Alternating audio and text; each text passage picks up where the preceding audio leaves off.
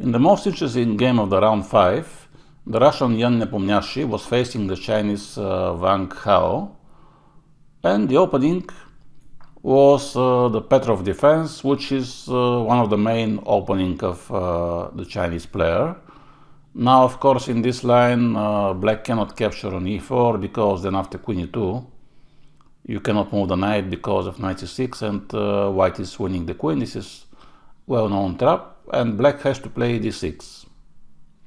And then already when the knight moves, he can capture because now he can meet queen e2 with queen e7. White is playing d4, and after d5, bishop d3 is the most frequent move, and normally black is playing bishop d6 or bishop e7 or knight c6. But now Wang Hao prefers to play the move bishop f5, which is a possible line, although I think a little bit rare system. Now white is castling, bishop e7, and one of the ideas of this move is that when white plays knight c3 at some moment, black can simply take on c3 and then take on d3. This way he will eliminate the bishop on d3, which otherwise sometimes, especially when this knight is off the board, it could create some attack against h7. But black has to be careful in many occasions with ideas connected with c4 and then queen b3, because the queen can attack the pawn on b7. In this game, Nepomniachtchi decided to play more somehow safe. Now, the idea of this move is that after knight takes, white will capture the bishop, and then eventually he will have the pair of bishops, which is, I think, giving him some slight advantage, because the bishop is stronger than the knight. He can meet knight c6 with pawn to c3, and then the bishop on this diagonal is really annoying. But this is, of course, well known also to Wang Hao, so prefers to trade the bishops. Now knight f1, and after bishop takes, queen takes, black is defending the pawn on d5 just in case, and he will develop his knight on d7 and maybe to f6. White also is developing the bishop.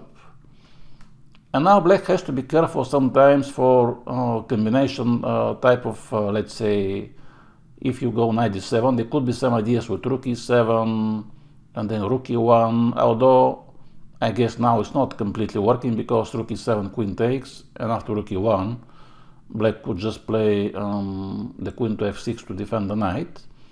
But he preferred to develop the knight to a6.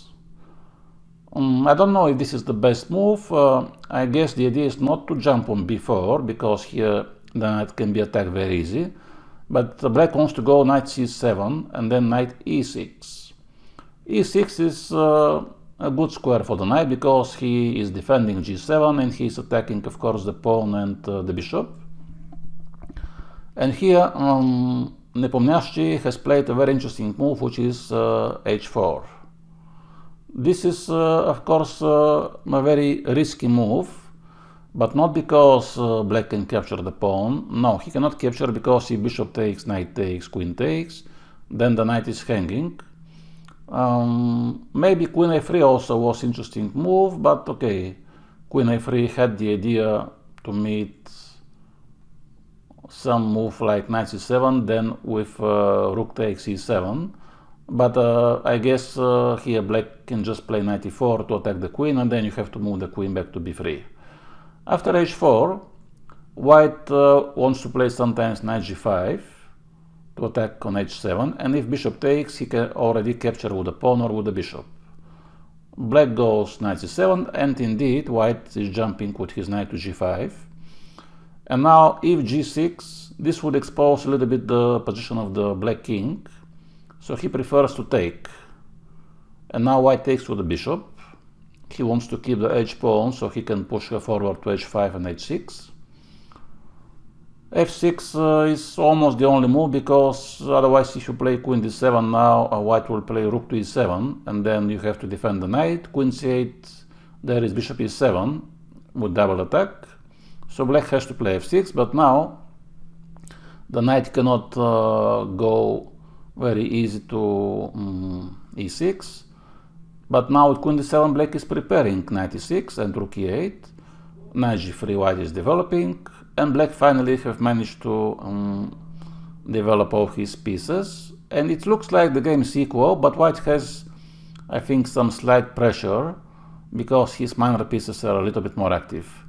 Now here Nepomniachtchi takes this decision to eliminate this knight in order to get this very nice outpost for his knight to f5. The bishop on f4 is not so strong, and much more maybe annoying for black is that now the knight is on f5, so sometimes you can go queen g3 or to attack on g7, or now queen h3 has the idea to play knight h6 check, of course, and to win the queen, which more or less is forcing black to move the king.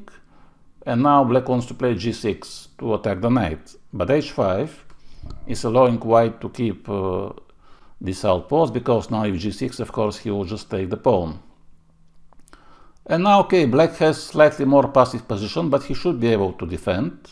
Maybe he can play h6, but then he is afraid that this square is exposed, so eventually white can try to move the queen away, then the knight to h4 and to g6. He prefers to start exchanging some pieces. Rook e8, and now knight takes in order to keep the pin. And yeah, this is slightly better for white because of this pawn, but normally such a strong players like Wang Hao should be able to hold this relatively easy. White has to try, of course, to play for a win, g4. And now I think black should try to exchange the knights, but probably he was a little bit afraid of now some kind of ideas with g5, and now white wants to give this checkmate, and he preferred to play a6. I don't understand exactly what is the idea of a6, but I guess he simply is waiting. Now queen e6 is taking control of the e file. White has to move, and after knight d6, I think, yeah, now the game is equal.